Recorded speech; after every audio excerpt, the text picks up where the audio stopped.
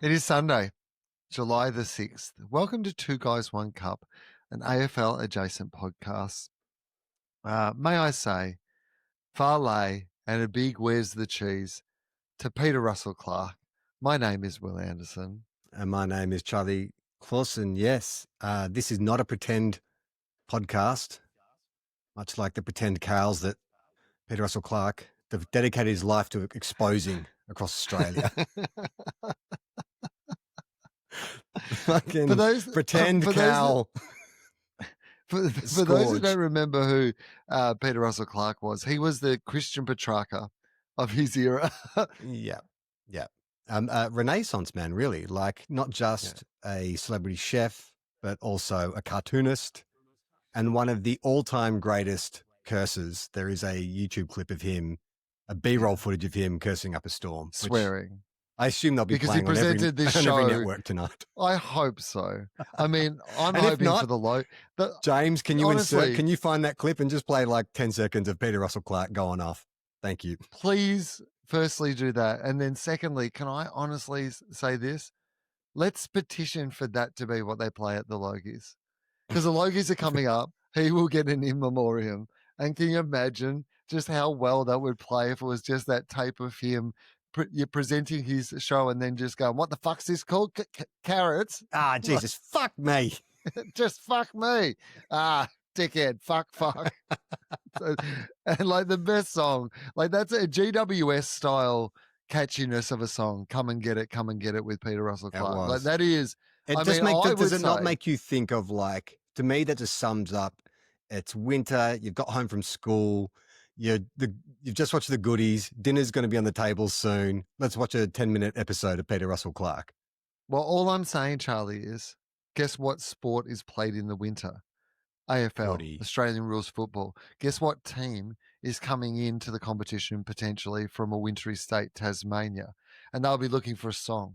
And there is now a song that is available, which is the Come and Get It. Because like a lot of the like football songs that the clubs have, are just based on pre-existing music, and they've changed the lyrics. Like there's, let's do it. Let's do a quick rewrite. Okay, so come and get it with Peter Russell Clark. So we changed that. Okay, so come and get it to the apple. Come down to the come and get it. Come down to the apple aisle.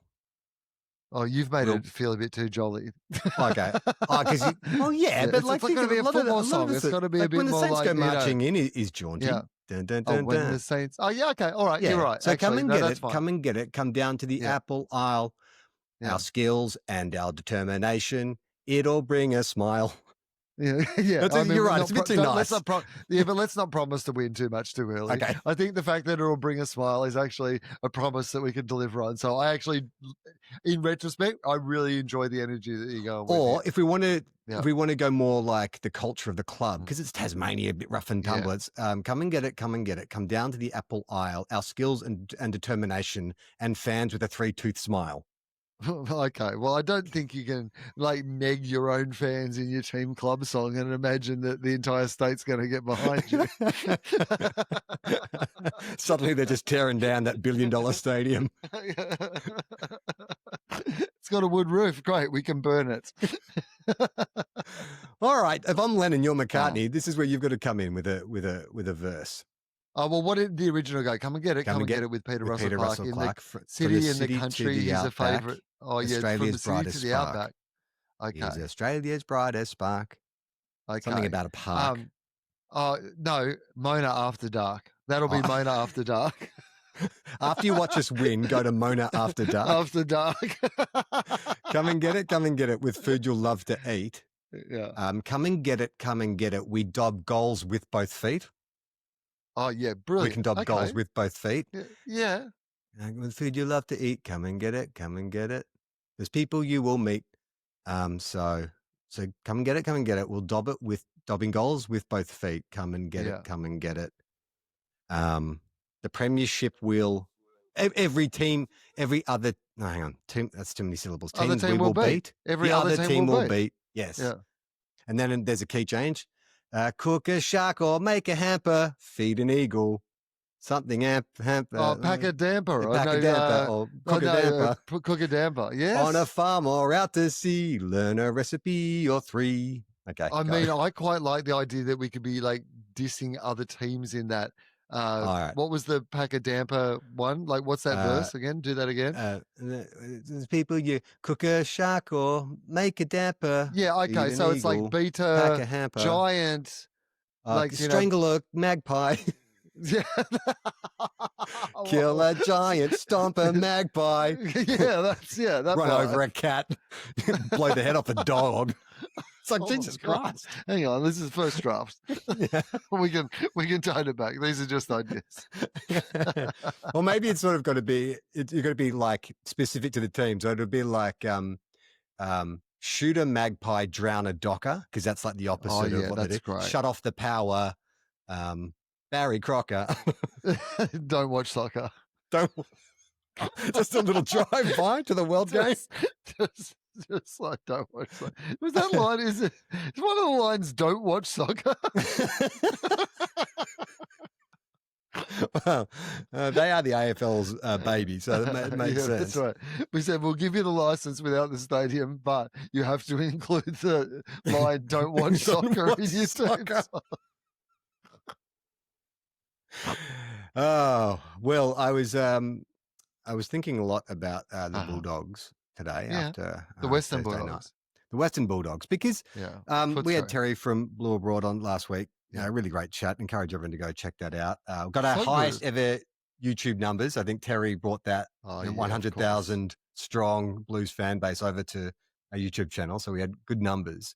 Well, I will say, I thought about a lot of the things that he said all week. Like, he said some really cool things on the podcast, and I was like, yeah, that made a lot of sense to me.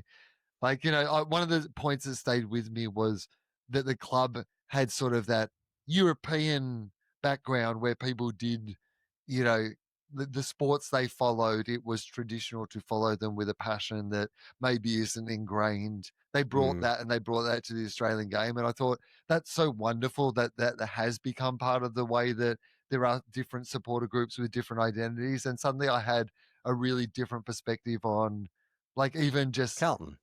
Like Carlton, you had cultural sensitivities. And why they are. That's right.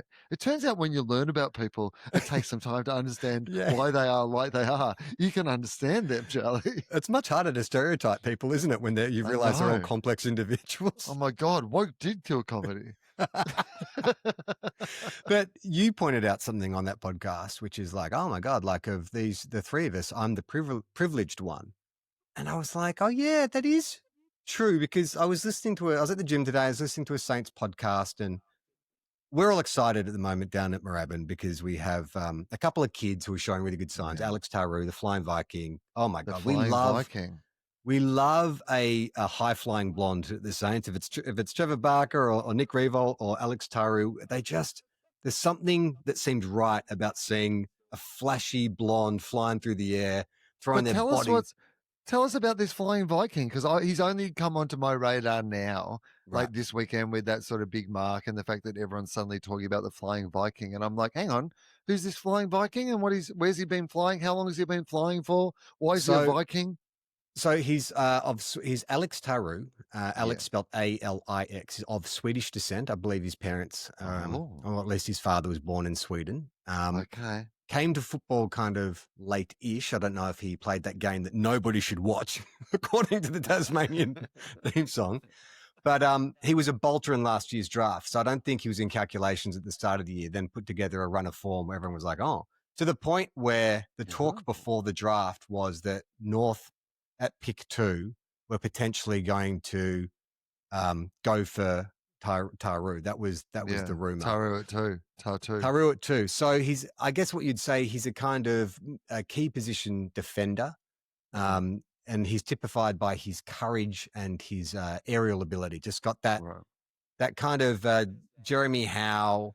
Who's the guy? Carlton player, Walker. What's his Andy? Andrew Walker. Andrew, yeah, Andrew Walker. He doesn't read as an Andy, does he? No, like Andrew Walker. You're like, yeah, you're right. You were just like, that doesn't feel right, Andy Walker. No. Andy Walker, Andrew Walker. But just that ability to kind of hover in the air. Anyway, So we'd heard a lot about him down at the Saints, but he started the season with like stress fractures in his back, so he didn't play the first half of the year. Then got into the twos, played a couple of games, and you might have seen this in the news. He got this massive suspension because he was suspended for 4 weeks for a block that left a player concussed. Oh, that was him. Yeah, but then with a bye round, it was out to 6 weeks, and the AFL changed the rules. Yes, so that was him. So he made his debut a couple of weeks ago against the Pies, and everyone was like, "Oh, that was some real Viking behavior, though. By the way, really, down. I watched that TV show about Vikings. What was it called, Vikings? Yeah. And I feel like knocking someone down and being out for 6 weeks. That's some real, like the Flying Viking. You're earning your reputation, you know. Well, he doesn't actually look like he doesn't. He's not like it doesn't look like he's like in an Asterix comic book or anything. He's 18 years old. But what about like Travis? What was Travis Fimmel? Well, like, you know, the one that like the hot one. Yeah, the hot one. Like, does he have the look where he could become like a modern version of a hot Viking? Could he lean into the nickname? Like beard, braids, and that's what I mean. Yeah, that's sort of stuff. Yeah, I guess right. So. Maybe some like tribal looking tattoo sort of stuff. He looks like if I said, "Hey, think of a Swedish teenager, a boy," that's exactly what he looks like. I'd be like, "This is a trap." I said, "I can't hear. I can't hear anything." What? The line's dropped out. What are you talking? What? Nah. Sorry, I think we've lost Charlie. I think you were saying our traditional sign off pedophilia is wrong. So I guess that's what he was saying. It is wrong. I'd just like to I'd like to back up what Will just said, just in case my silence was interpreted any other way. Condemned by What is this show? What are we talking about? We're 12 minutes in. Oh, no, I mean football, sorry. Football.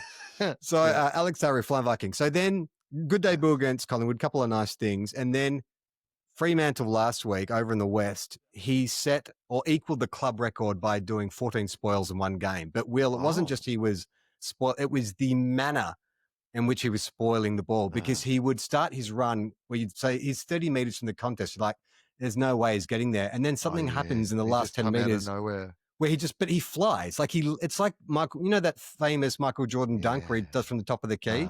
That's what it looks like. He just jumps and floats through the air and then smashes the ball. Like a video game sort of thing where you can at the last moment hover. Sort of, and just like do a big Hulk smash, right? That's great. Okay. So that was some of this. Yeah, so that got the Saints fans super excited. And then against the Hawks on Saturday night, he wasn't as prolific as the Freo game. If you think about him, Wanganeen Miller, who had 43 possessions, by the way, on the weekend. And then you've got Sinclair and Wilkie, who are the pre-existing, already established guns. That's one of the best backlines going around. Yes. Yeah, it's exciting. This is a thing. So this is what I wanted to say is like, I kind of am, that's where my head's at. I'm focusing on the future. And it's like, oh, this is exciting. This is we haven't had a reason, Saints fans, to really like, who's our Bont? Like, who's the player that you want to just go through the turnstiles to see? And it feels like it could be this kid. Like, he's just exciting to watch. But then I was thinking about like, oh, that's nice that I have these little skerricks of crumbs. And I'm like, but Will's team has like 8 of these guys, and they have for a long time. And it looks like you're getting a couple more next year, right? So then it got me thinking about that conversation we had with Terry, where you were like, oh, isn't it funny that of the 3 supporters that I'm the most privileged? And I'm like, oh my God, is Will, like, have you evolved past me? Are you now in a different sort of stratosphere to me in terms of your footy consumption and the way you see the game and appreciate it? Like, I have more in common with Terry now than I do with you when it comes to being like a footy fan. Like, all the things that you and I used to have in common, the things we used to talk about, the kind of jokes, like, you can't really joke about the Bulldogs being shit anymore. I've seen you try, but it's sort of harder, right? I have to keep looking for excuses. Yes. Like, I'm trying, because I know that, you know, that's what we do. That's the dance that we dance. I don't want to be a different guy, you know, like you're like a celebrity we were friends at school and then we yeah, exactly. You know what it is? This is Goodwill Hunting, and you're Matt Damon. And it's like, you've got this gift, and that gift is Marcus Bontempelli, and that's going to take you places. And I'm Ben Affleck, and I'm like, I'm happy for you, man. But, I can't go with you.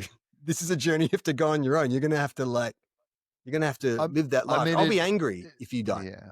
It did occur to me when I was watching highlights of the Bont's 250th, because I don't think there is a player that I've probably watched more closely and had, because of, partly because of this podcast, right? He was only around for a couple of years beforehand. So the majority of the time that we have been doing this show, and I've been paying more attention probably to football because of it, rather than just sort of watching your own team or whatever. We've really been watching more. Even when we're not, we're still probably doing more than we used to be. And I really thought, gee, that boy has really made my life better. that young that man boy, again. Once again, pedophilia, young man. Once wrong. again, we repeat as usual, wrong. But Weekly reminder. Young boy has brought me so much joy. Don't cut this bit out. And pedophilia is wrong. He just, without him, I think it might have broken me. In fact, you know this because you had seen how close it had come to it breaking me. And in fact, in Bevo's first year, I think that was the closest they ever came to it. I'm like, no. Well, this is when they lost that final, and I was like, this is just never, why am I doing this? This is, and so I was lucky enough that, yes, Marcus Bontempelli came along, and Bevo and a whole bunch of other good players. But let's be fucking honest about it. A once in a generation footballer came along to the Bulldogs, probably the greatest Bulldog who has ever played the game. And, the good news is he'll get to keep that title for at least 2 or 3 years until that is Sam Darcy. But how was Libby's game on Thursday? That was incredible. That's his highest rated game ever, I believe. Tell him it's an anniversary game every. I mean, technically it is, right? Yeah. Let's just celebrate his 251st on the banner as well. I mean, I read that great article on AFL.com the day of the game where they're talking about all the stuff he does, all the social work he does. And it's like, this Libba guy sounds a bit of all right. And talk about recognizing your privilege. He totally understands that he's had this life where he's grown up with a father who's a legend of the club, who's had access to a kind of education. And so the fact that he wants to give back, it's like, this is good stuff for the DNA of the Bulldogs, I think. Your captain, your coach, and your spiritual leader. Was that what you call Libban? Your barometer or your spiritual leader? Yeah, well, I would say, I mean, it's such a nice mix to have where there is so much strong leadership at the club. When one is out, there is another who can step into it so well. And that is and they are different personalities, I think that Libba and Bont, are a nice offset for each other, and they work as a balanced team in that sort of perspective. But his dad as well, when I was out at the Bulldogs filming something for them recently, his dad was out there, and he was meeting, I won't go into the details because obviously it was a private moment that I was just observing, but he was clearly out there to meet with the family of someone who had a level of disadvantage that I won't describe, but he'd given part of his day to go out and show them around the museum out there and whatever. And I was like, well, he doesn't, there's no cameras here or anything. He's not doing this for any other reason than he's contributing something back. And so that's very cool, I think. I mean, awesome. He pinched them a little bit and sort of punched them in the back when the umpire wasn't looking. Scratched their eyes. But that's the experience. You want the whole experience, You get to see the medal and you get a little kidney punch as well. Now, we won't be playing any clips from Blue Abroad this week. It's a bit sad. I mean, I did tune in. I did listen. Very morose group of Carlton supporters. But did you see that clip of Michael Voss? I think it was at 3/4 time, or maybe at the end of the second quarter, where he's talking to Cripps and Wiedering, and the lip reading is him saying, the effort's fucking deplorable. It's just fucking deplorable. So now I'm like, I know there's this sort of movement of hey, it's the players have to take responsibility, but I kind of do think it's not Michael Voss's fault. Jared Waitley was talking the other day about, if you look at Carlton's last 6 coaches, they've tried everything. They've tried legendary coaches. They've tried Messiah coaches. They've tried untried coaches. They've tried, industry legends like Michael Voss. Like, what is left? Like, get a dog to they should get a dog to coach the Blues. Well, no, like an hang Air on. Bud. Can I revisit something that we said at the end of one of the episodes a couple of weeks ago that we didn't fully explore because of like where we were in? Should we write off the whole Ange Postecoglou to coach Carlton? Because Oh no, what that's great. what you've just described is the circumstances in which you're like, we have tried everything. That's the compelling point you've just made. We went with experience. We went with untried. We went with new. We went with someone on a second chance. What else do we do? Well, here's what you do. It can't be a dog. Not yet. I'm not ruling out a dog. If Ange doesn't work, I'm still happy to entertain the idea that a dog will coach. But I think before that, I think there's a world in which Ange Postecoglou could coach Carlton for a year. Or like how a about Ted Lasso a succession style plan? Yeah. Ted Lasso succession plan with Lassie. It's a Ted Lasso to Lassie Ted scenario. Yeah, okay, all right, yeah, okay. Ted Lassie. Well, a blue healer. A Bluey. Probably. We're going to let Bluey coach.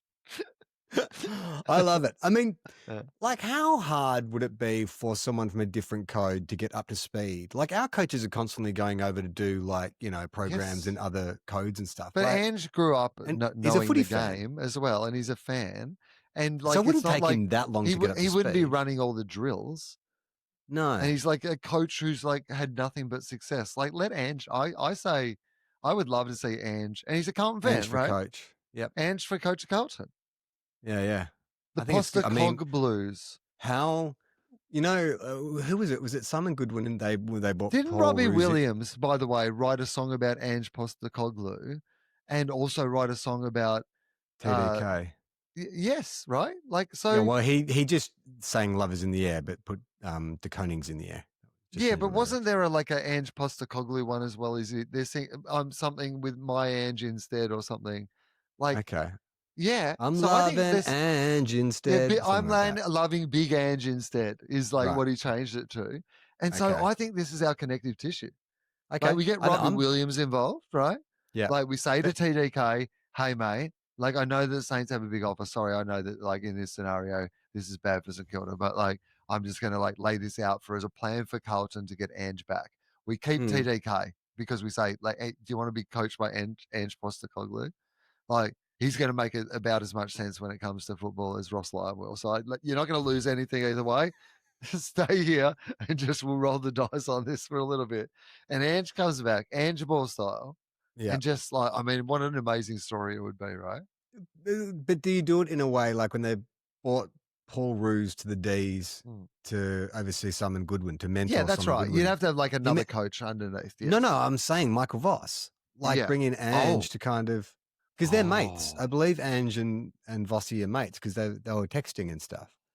So, I mean, I don't know if Vossi goes into the Carlton board and says, hey, I know you're about to say that, but I've got a deal for you. What if next year, for 1 year, for the last year of my contract, my mate Ange has decided he would be happy to come, and we can just negotiate him and it makes so much sense.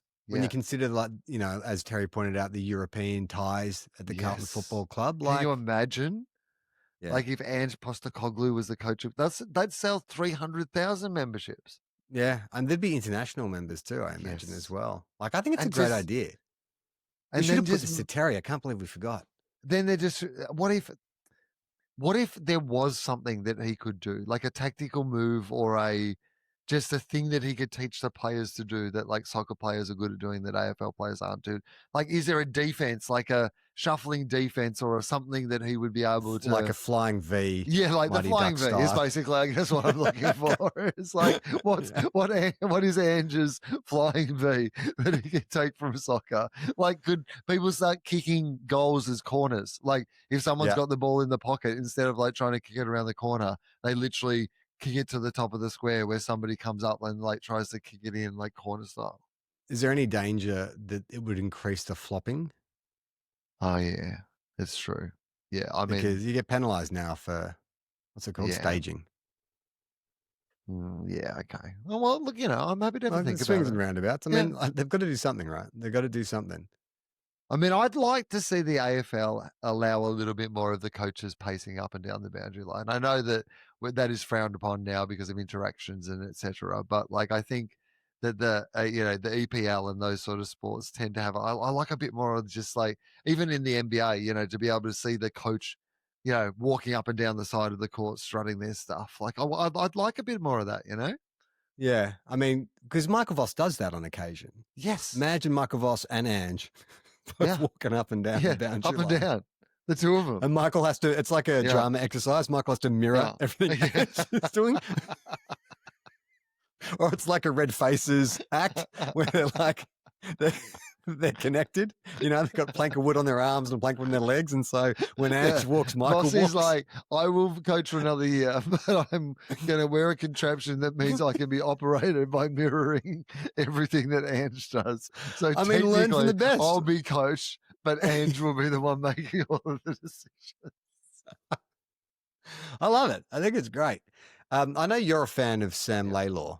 The little kid from Richmond. Yeah. He's done a third hammy for the year.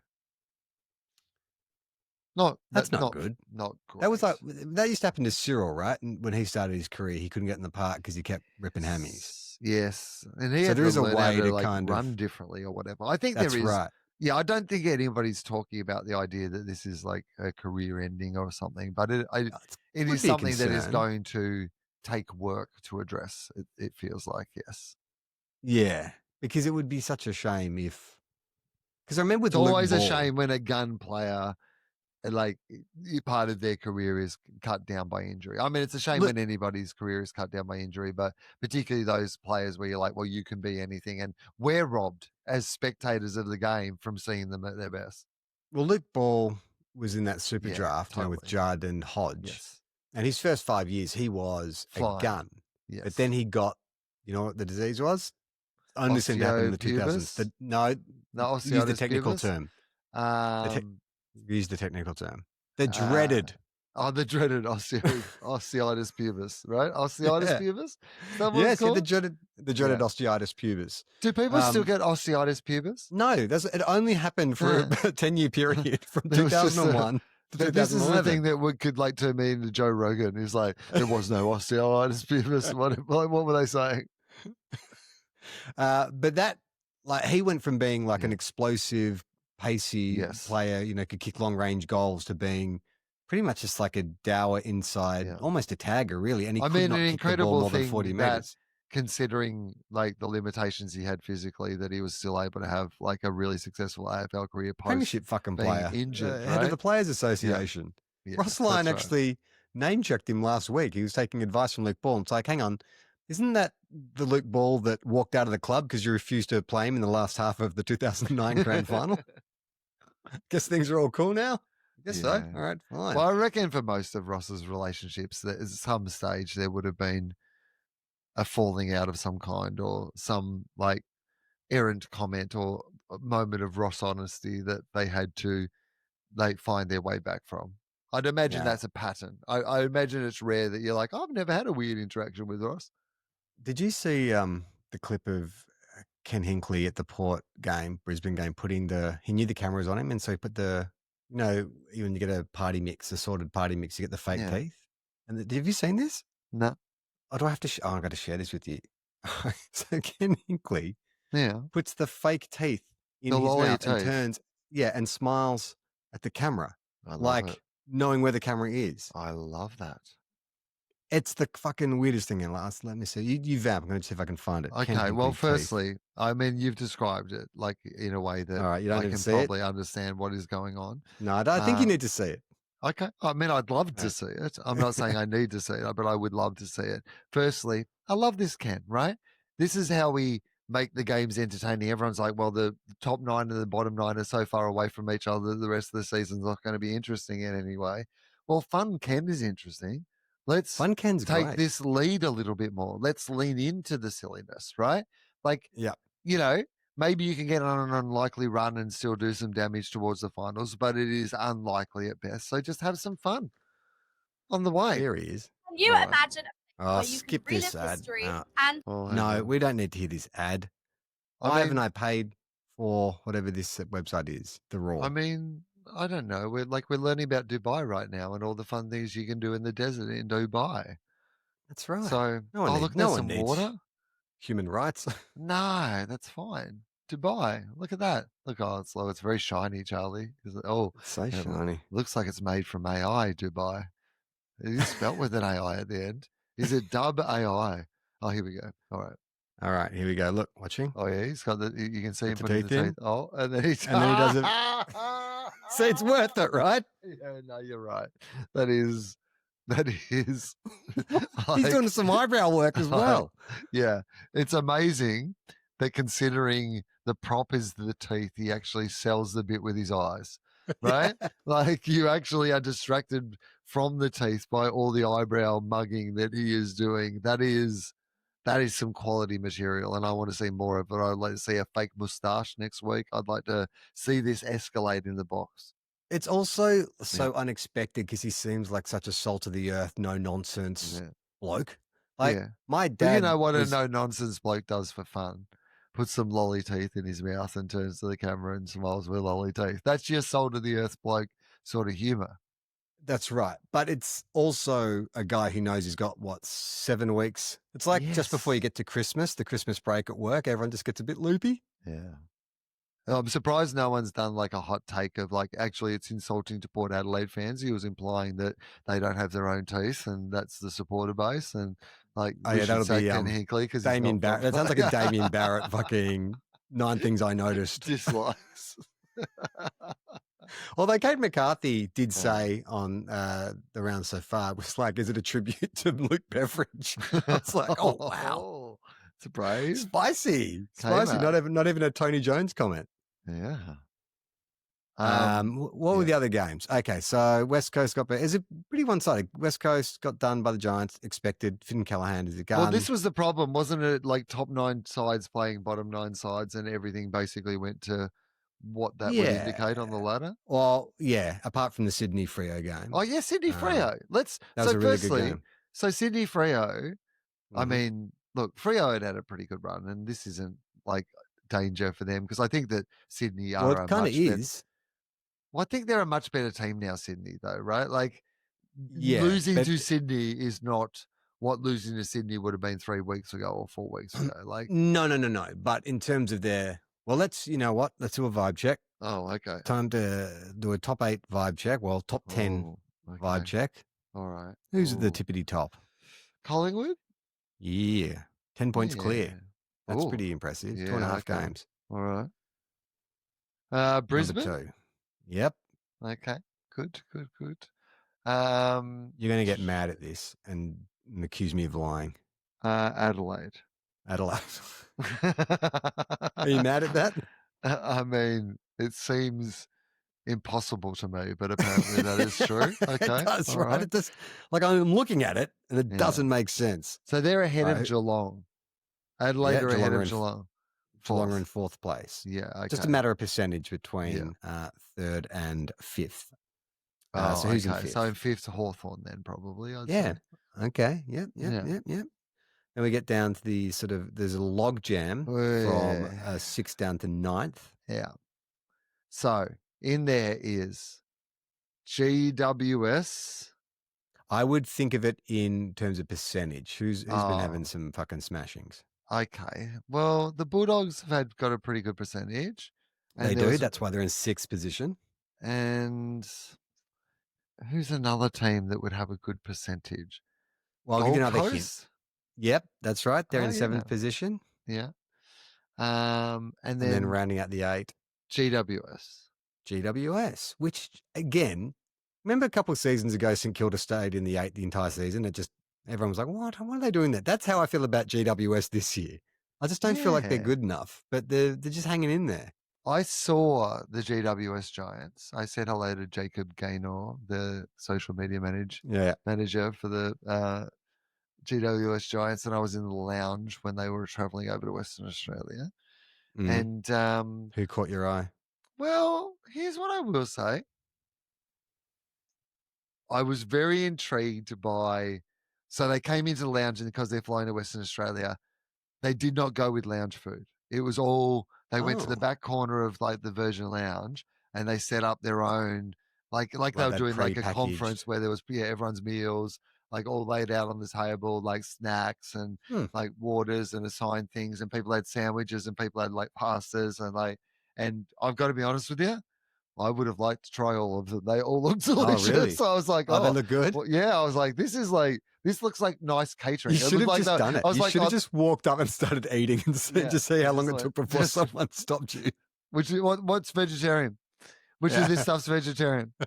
Yeah, it actually looked really nice. I was like, pretend, or it's one of those, it's a film like where you knock out one of the players and put on his like tracksuit, walk up and everyone's like, you are clearly a 50-year-old man. No, because honestly, Charlie, because everybody wears, like, I mean, Jacob wears the uniform, right? They all wear the uniform. So you're physio or something. So there's heaps of the support staff. You know, the guy who came and laid out the food and stuff in the first place, like, was a guy in a GWS tracksuit that if like, I mean, that guy would have been the perfect guy because then I've got access to the food and supplies. Although everyone probably knows who that guy is, right? Like, maybe I could do a bit of like, he just got sick and he just like said, go on without me. Put a mask on. Yeah, you're in an airport. Put a mask on. Yeah, and no one will know who you are. But you're tall. They might think you're a ruckman. Nah, I'm not that tall though. Like, I'm just like a midfielder or whatever. Midfielder, I guess you would be these days, right? Yeah, that's right. No, I'm not standing out in that company. Yeah, I was really interested in the fact that it was actually sometimes quite hard to tell who were the players and who were the support staff. There was like a real blend of, I think a lot of GWS players don't look like, I don't know why this is a weird observation to make, but they don't look like AFL players necessarily once they're in their other gear as much as some other teams. Like, they blend in well, I think, GWS. I think it's generally, I used to see the Giants a bit when I going through Sydney Airport and the Gold Coast Suns obviously up here. And I was always struck by just how lean footballers are these days. Like, once they put on like their tracksuits and whatever, track they're just and field like athletes. Yeah, you don't immediately go, who are those big people? You go, oh no, these are all kids, like, skinny, lean, tall kids. Well, I think that's the other thing, right? Is that you just look at them all and go, look at you. Look at you, you young boys, you beautiful young boys. You start touching his face. And then I say, who's the guy in the mask? The motto of this podcast is like, let me touch you, young boy. But pedophilia is wrong. It's wrong. Let me just say that. Wrongest. The thing. Up front. Yeah.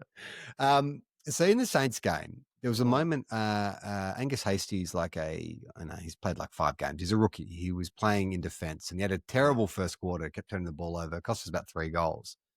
And they got into him like Hardwick and Nick Watson. And is Nick Watson a pest? Are we saying that the Wiz is a pest? Like, is he a Hayden Ballantyne, or does he just have that kind of face? Tom Papley, he's got that little yap, yap, yap kind of energy. Because he really angered me. I was getting really annoyed seeing, because he's getting in Angus Hastie's face and starting to wrestle, and him and Ginnivan they're like playground bullies. Like, Guinea sort of started it, and then Nick Watson kind of shoved him, and then they both started shaking his jump around. I was getting really upset at home and going, I thought I liked Nick Watson, but maybe I don't. No, I mean, they're adorable dogs, but they're also like shitty, like little dogs. Yeah, they'll shit on your front lawn. Exactly, and they'll grab onto your ankle and think it's a fun game, right? Like, and just bite you and hurt you, and you're like trying to shake them off, and they're like, nah, this is fun. This is really fun what we're doing right now. I think it's also too, like, I've always been a fan of Cheeky Jack because I've never really noticed him when we've played him, but for the first time ever, Cheeky Jack's antics had a direct impact on my team. I was like, that's right. Well, I don't like this. Well, yeah, I don't like this thing directly affecting me. It's fun when it's happening to other people. It will. That's what I've worked out. It's fun. That's like, right. People could be cruel and pricks to other people, and it's fine. But when it happens to me, that's unfair. I don't like the way it made me feel. But Adelaide, how's that? Adelaide, 3rd on the ladder. I watched a lot of that game today. What's their secret?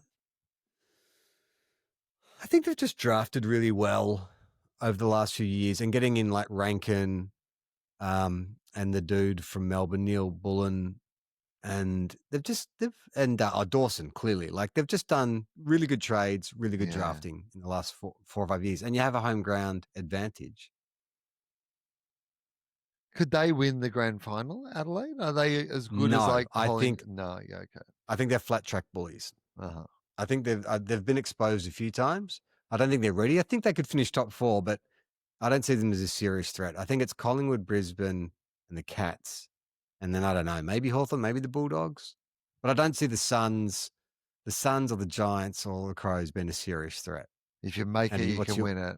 That's what I reckon. If you make it, you can win it.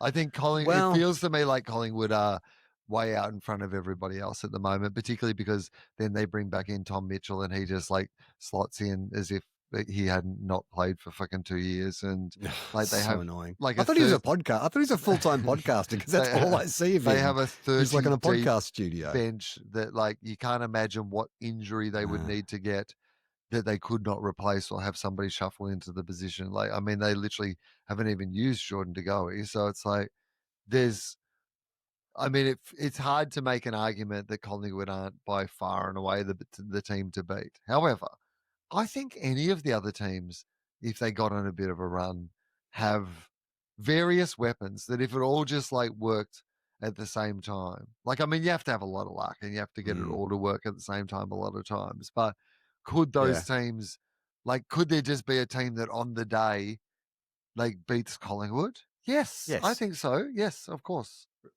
But I think that there's, probably 6 teams, but in terms of if you had to pick a team that, is going to be the most consistent or the most reliable to do that, then I think it would be like Brisbane looked incredible against Brisbane. Port. I think still have something else up their sleeve as well.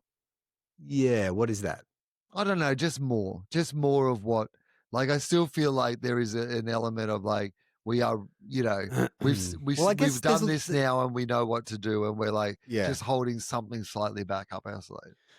And I guess the difference is it feels like the Gabba is much more of a, I don't know though, the Pies of the MCG, that is virtually like a home ground to them. Yeah, true. But there's so many like for likes, like you got Ashcroft and the Dacos, you got a Pendlebury and you got a Neil. Yes. They're a good matchup. It'd be a good grand final if it was a rematch. Well, Zorko's a good example as well of somebody who just like 3 or 4 years ago, like side bottom, like Pendlebury, you were like, well, I guess that they're in their final season or whatever.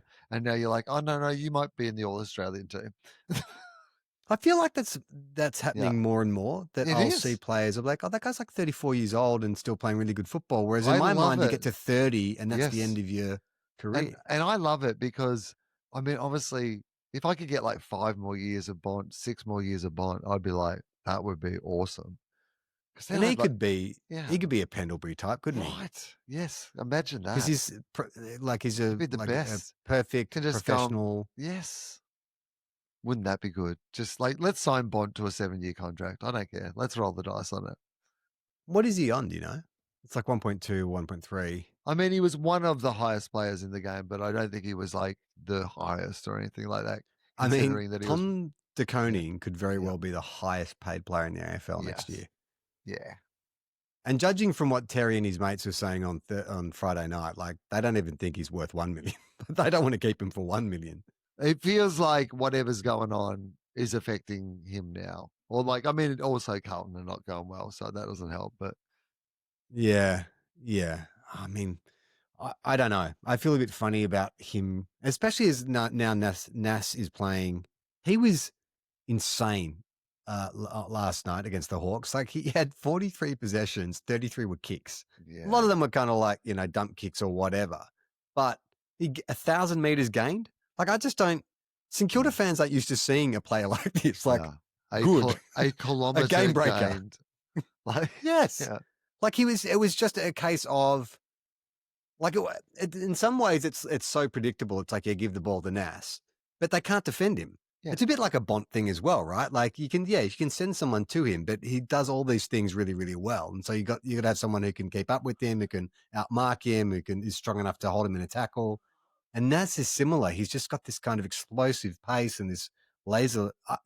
If he doesn't sign, I mean, has he not Like, I thought He the hadn't whole signed yet. thing was The this 2-year deal had kind of been agreed to or whatever. Yes, that is the rumor, but there's been nothing official from the. I think now that Miles Bergman's re-signed, because if he was going to go, it was more likely going to go to Port. But now that Port have re-signed Bergman, they'd have to give up. I mean, St Kilda would want, I don't know how many first-round draft picks for Nasai, and they just don't have it. So I just don't see how a deal gets done. So he'll stay, but I just don't want him to ever go, Will. That's the I know. thing. But you've got to convince him. You've got 2 years now to convince him to stay. Well, the idea is that he's very close with the players and he's very close with Ross. Yeah. And so he's kind of said, well, let's see how, and fucking, of course you would. Like, he's 2 years to free agency. Of course you would sort of say, pay me well to this point. But it'll be, I don't know. I wish we could trick him into signing a longer contract. Like, no, that's what you should want to do. Trick your players into staying. Some sort of monkey paw, or like some genie in a bottle, some sort of agreement that you'll lure him into.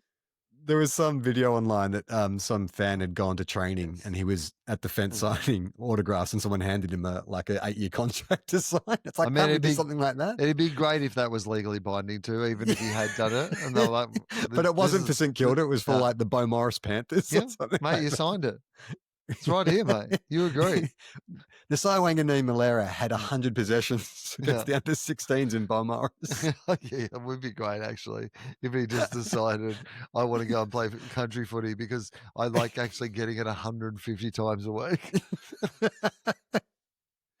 Well, let's get to the mailbag. All right. Really positive response to our episode with Terry last week. This came in from April. What an absolute delight to listen to Terry on Two Guys, One Cup. It's interesting. April spelt Terry like Terri, like Terry Gar. I've been listening to Blue Abroad since round 1 because Charlie introduced it to me, injecting Carlton tears into your veins, and now I'm addicted to Terry's calmness and his empathy. Yeah. I'm a strong believer that being a fan of something gives you a point of community in the world, and just listening to him speak about how football was an escape makes my heart embrace him even more. And I've realised that loving AFL does not require an enemy. Although as a child, I required Evelyn Club. And as an adult, I see things that unite us supporters rather than things that divide us. Yes. I think we're all growing, Charlie. This was just so unexpected. I just would never have thought. Every, romantic comedy or even like romance film always starts with the polar opposites, right? Or buddy cops. Yeah. We're just not going to get along. You and Carlton are never going to get together. Yeah. And now look at us. Look at Peace in the pod. Like, yes. This came in from Claire. Hi, Will and Charlie. I need to point out that after hearing you talk about Blue Abroad Terry from earlier this year, his name conjured up a very different looking person. There aren't that many 30-something-year-old Terrys going around. Turns out he doesn't look like Terry Danaher. I don't know why that was coming to mind. Also, do you know, is Terry single? Oh. I have a blue supporter friend, and Terry's emotional intelligence on display in this week's pod is a great green flag. Has Two Guys, One Cup been a dating service yet? I don't know that we should put to Carl, because I forwarded that message to Terry. I said, do you have a girlfriend? He said, no, he's looking for someone to be the mother of his children. And I was like, I don't think that's a good idea, because if you make that kid back for Carlton, it's fucking child abuse. Yeah, it's true. Not if you had like an option of some other way out, Yeah. Lot of suggestions for our coach fights. Okay. This is interesting. Yeah. This is from Liam. He sort of pointed out that as a diehard Lions fan, I thought someone should go into bat for Chris Fagan in the recent coaching challenges request, because he is always the first one. Often first eliminated. I will say that. Absolutely true. But since he definitely wouldn't have won any challenges proposed so far, I thought I'd come up with some challenges designed for Chris Fagan, which I think is brilliant. Equalisation. Okay. Equalisation in the coach battles. Okay. First coach to be able to locate a book in a library using only the Dewey Decimal System. Good. Yeah. I like this also. And it's a good way to get people back to libraries. You know what I mean? Like, that's right. Microfiche. I feel like this is a perfect bit of filmable content as well. Some of these other ones have been harder to kind of execute for how do we drop them into the AFL coverage so that we can get this going, right? But this sounds like an ABC budget show. Yes. A coach in a library. Yes. That's right. Which of the Trying to AFL locate a coaches book. can locate the Specky McGee that we have? Second competition would be first coach to be able to successfully dial a number on an old rotary phone. Yeah, I reckon that's true too. I think some of those old coaches, though, would have so many broken fingers. They wouldn't be able to. They just wouldn't be able to get them in the holes. Bend the knuckles are all calcified. Yeah, no, I don't think so. And the last one is the first coach to know how to use a fax machine. Yeah, I don't think so. That he would, even in the 80s, he would have known how to use a fax machine. I just don't think he ever knew how to use a fax machine. I reckon he tried to use one once, but his tie got caught in the machine, and he was like, "Oh, jeez, Susan, come help me! It's happening again! Oh no! Oh, it's sending! Oh, jeez! Oh, I really needed this job too! Oh God!" You just get a fax at the other end. It's just like his face pressed up, smeared from the other end of the fax machine.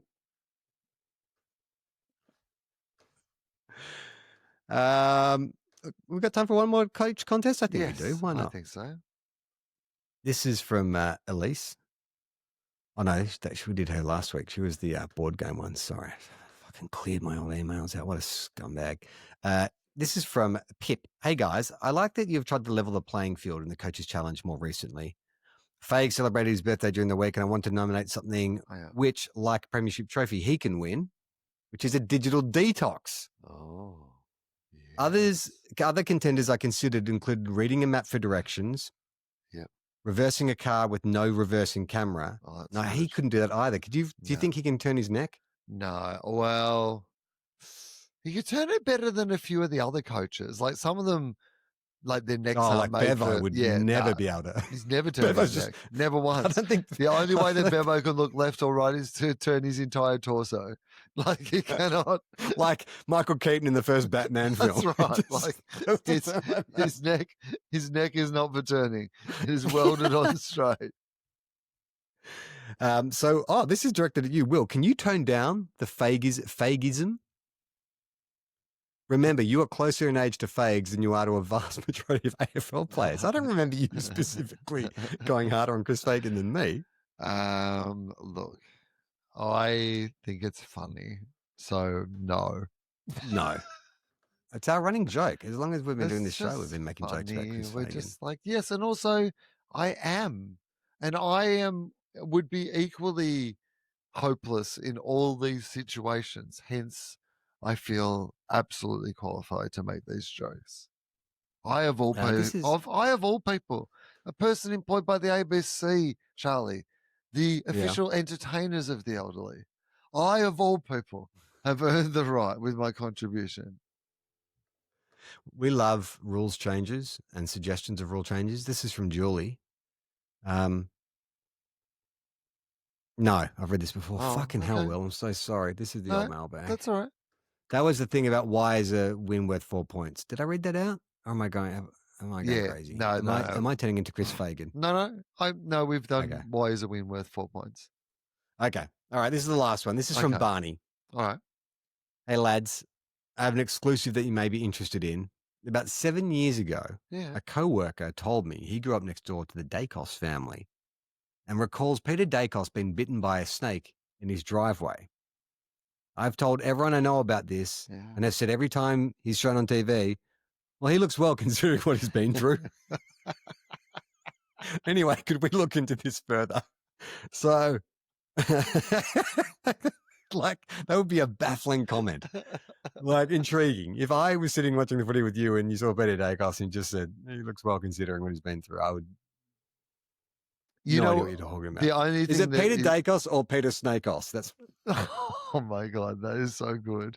I am so disappointed that we did not find this information out last week, because this week on Gruen, we literally talked about the latest Kia ad. Have you seen it? Where all the sports people, Ash Barty's got the dilapidated house, and then have you not seen this ad?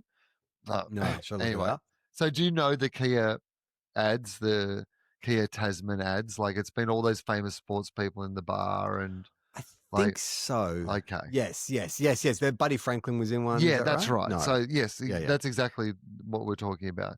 Well, the latest one is, can we play it? And do we have time for this? Yeah, I'm trying to find it. So, Yeah. I type in Kia commercial Ash Barty. Tasman Ash Barty, and it should come up. And it should be the latest news or whatever, because it was only released a few weeks ago. All right. Tasman Town welcomes its new this is from the Kia Australia website. This must be it. Let me just... So you can see this? All right. And can you hear this? Yeah, here we go. Beautiful. Hi, mate. So stop it right now. So Ash Barty is buying a house, a dilapidated house. The woman who is next to her, here's a fun fact for you. Real estate agent. Yeah, Jan from the Not Happy Jan ads. Remember Not Happy Jan? There you go. Remember Bit of a cameo. So Ash Barty's building a house. She needs some tradies because the Kia Tasman is a ute for tradies they're trying to launch into Australia with all these celebrity sports people. So that's the premise of the ad. Play on. Needs a bit of work. Oh, good. I know some tradies. She's got a bit of the Mark Spontapelli's in her acting, Ash Barty, doesn't she? Yeah. So all the Kias start coming in, and guess who they are? Luke Longley. Look at that. Oh yeah, Luke Longley. Yeah. Right. So. Okay. Doesn't need a ladder. Erin Phillips. There Erin she is. Phillips. Okay, Peter stop. Snakos? Yes. So this is what I wanted to get to really, which is they all have pun names for their businesses. So his is the Macedonian Marble. It should have been. See, should have been a snake catcher called Peter Snakos. Peter Snakos would have been perfect. Literally, this is all I needed to get to explain that bit to you, because I was like, we talked about this. But play the rest of it, because I think you'll enjoy the rest of the cameos. Okay. It's ridiculous. Who's that? Rugby league. The drain detective. It's got to be an investigation. What are the neighbours like? Quiet as a mouse. Ashley. Dane Swan. Dane Swan. Trade his laptop, boss. Him up and get back to work. Rugby league. Hey, Rubes. Stop working so hard. Back fence isn't going to fix itself, boys. Yeah, that guy's actually Okay. rugby. Hey, Rafter. Best on grass. Oh, Yeah. Oh, yeah, good. Yeah, I did actually. Thanks. Got us a new gig. Jason Gillespie, stump removal. Get it? Because he was a cricketer and he was a bowler, yeah, 'cause so he's a stump bowler. removal. That's good. Looks like the shortcut. That sounds like a dare. Mike Whitney. Whitney. Who dares wins. That sounds like a dare. How about that? Anyway, that's enough now. We can Wow. stop now. What a... I mean, are there... I guess you picked everyone. Did you pick everyone just because you did this for Gruen, or are you a bigger sports fan that... No, I wouldn't. I mean, have been, you were saying rugby league guys. Yeah, I guess wouldn't you have been able to by name. identify the rugby league guys. No. I mean, it's kind of smart in one sense, I guess, because it plays in every market. But you'd spend a lot of your time scratching your head, going, "Is that what that guy's saying?" It's our Jeff Bezos wedding. It's our We Are the World. This is our culture now in Australia. these sports people in these ads. All right. Well, that is enough. Two guys, one cup nonsense for this week. We'll be back again next week. If you want to support this show, the best way to do that is to join our Patreon. You get early ad-free episodes. Not of just of this podcast, but the other pods we do, Tofop and Willosophy. Or if you want to support the show without cash, you just tell someone to listen. Go to our YouTube channel, get those numbers up, leave us a review, something nice like that. Will, what are you doing at the moment? Can people see you somewhere? Yeah, well, Montreal, Canada. I mean, I don't know who's listening to this, but maybe you know someone who's in Montreal or whatever. And then I'm back in Australia touring all over the place. Mike actually. Pike. So, Martin Pike. What was his name? Mike Pike. Was I it think Mike it was Pike? Mike Pike, Yeah. the Canadian Mike Yeah, he'll Pike. come see it. Yeah, he'll Man, I come. would love that. Like, I'd happily put Mike Pike on the door. I remember him being +1? plus. You know what? +1. You know what, Mike Pike? I'm feeling generous. +3. If Mike Pike actually comes to my show, +3. Wayne Gretzky, +20. Drain Gwetsky. Drain Wetsky. Drain Wetsky, which is my funny business that I'm pitching to the Kia ad. That's right. The jet ski maintenance.